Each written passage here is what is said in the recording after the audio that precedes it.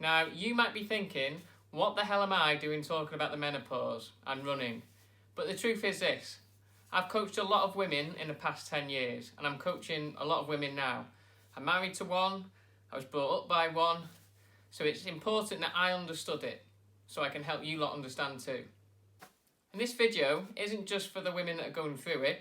If you're a guy and you're planning on being around women any time in the future, I suggest you watch it too. So, what are the basic facts of the menopause? You can sum it up really in it being a deficiency in the female sex hormone, or the primary female sex hormone, estrogen. Now this can happen 2 to 3 years before you see any symptoms. I know, right? This means that body weight is going to start to increase, and you're going to start to hold more fat around the belly and even around the organs. And this is going to happen regardless of whether calorie intake goes up or down.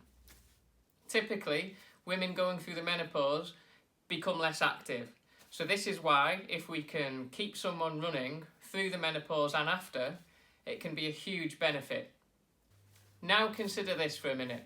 The majority of menopausal women will experience hot flushes, which I imagine are not much fun. They can make you feel down, they can interrupt your sleep, generally making you feel more tired, more miserable than usual.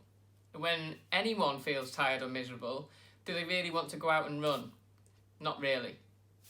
It's the same with food, right? If I feel tired, if I've missed out on sleep, if I'm feeling miserable, it's really easy to overeat or reach for the shitty foods. Most of us get the fact these days that if we're missing out on sleep, or if it's interrupted sleep, if we're in a bit of a bad mood, or if we're just feeling down, then it's likely that we're going to overeat, we're going to consume too many calories, or we're just going to eat shit. So when hot flushes are affecting sleep, they're affecting your mood, it's no wonder that it's affecting running and training too. But that doesn't mean that if you're a woman going through the menopause that you cannot lose weight or you cannot run or train. It just means that you have got more obstacles thrown at you. It means that it's going to be a slower process. You're not the same person you are that when you were 20. It's the same for us guys. Our testosterone starts to take a bit of a dip, which means we have to work harder. The process is slower. So just keep in mind that these are obstacles, nothing more. They're not excuses.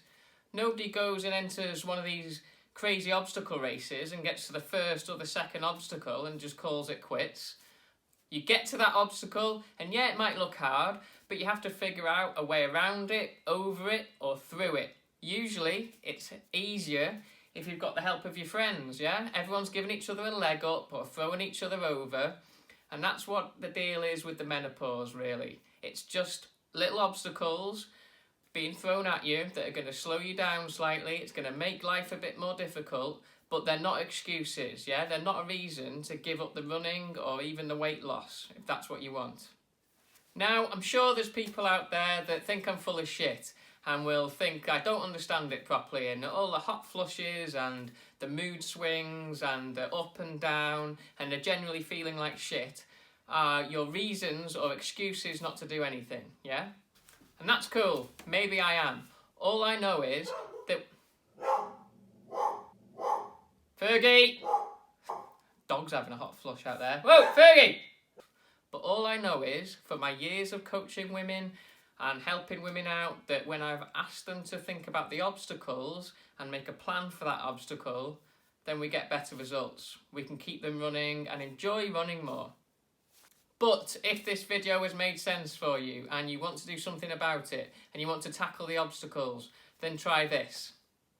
You could try writing down just 3 obstacles of what's getting in the way right now during the menopause. Obstacle number 1. I'm just so tired all the time because my hot flushes are keeping me up through the night. So that's our obstacle. What's our plan of action? I'm going to keep the window open a little bit, or I'm going to get a fan in the room. I might get some cooler sheets, or if any of that's not working, can I try some meditation, which is about as restorative as sleep. Tackling the obstacle will hopefully allow you to train more and enjoy running again. To sum it up, There's no reason why you can't train and run confidently through the menopause and after the menopause. The thing is to understand it. To understand that it might be a slower process. You might have to work a bit harder. You might have to tackle the obstacles that are getting in your way. Talk it through with people. If you've got a partner or husband or a man in your life, make sure you talk it through with them. Make sure they understand it. Show them this video. If you've got friends that are going through the same thing, talk it through. But don't turn it into a pity party. Work on the obstacles together, come to a solution, and then share the ideas. Build your confidence in running again and start enjoying it.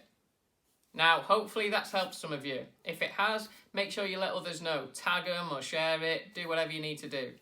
If it hasn't, and it's triggered you, and I've pissed you off, don't forget to leave one of those arsey comments below.